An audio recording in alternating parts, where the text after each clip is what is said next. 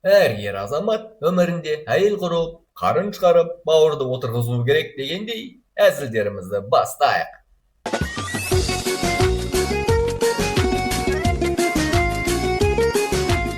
Басқа жұрт тыйым салынды дегенді көрсе, тоқтайды. Қазақ баласы көрсе, көрейінші, неге болмайды екен деп жақындайды. Еркек қаласа, бітіріп тастайды. Қаламаса, тіпті қозғамайды. Қаламаса да істесе, әйелі бар еркек. Үйдің кіреберісінде еркекпен мысық отыр. Дейді еркек. Әйелім кеше шөм туды. Уайымдама, дейді мысық. Таратып жібересің. Өсек туралы. Әй, бұл құпия, ешкімге айтпа. Әрине ешкімге айтпаймын. Бір сағаттан кейін ауылда бұл жаңалықты білмейтін тек сиырлар мен иттер ғана қалды.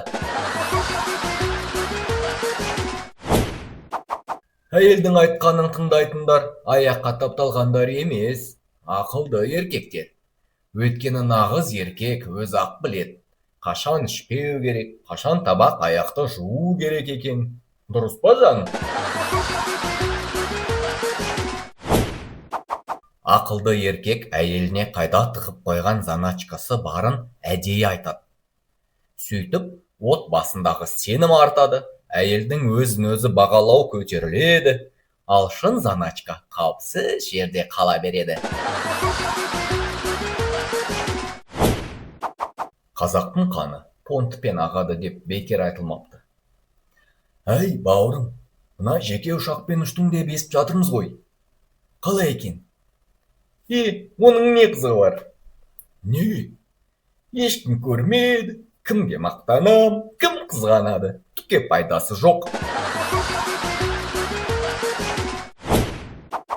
Американдық пен қазақ біздің тойымызға барайын деп жатыр. Американдық.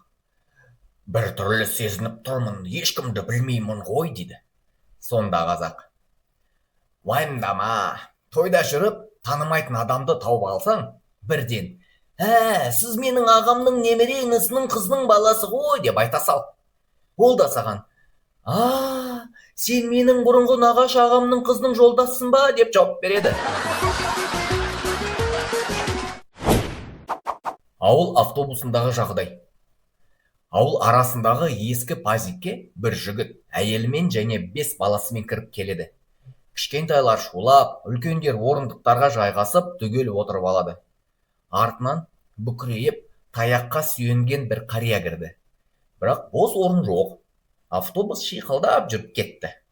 Шалдың ағаш таяғы ой шұқыр жолда сықырлап, тық-тық деп қатты дыбыс шығарып келеді. Сонда ана жігіт мысқылдап.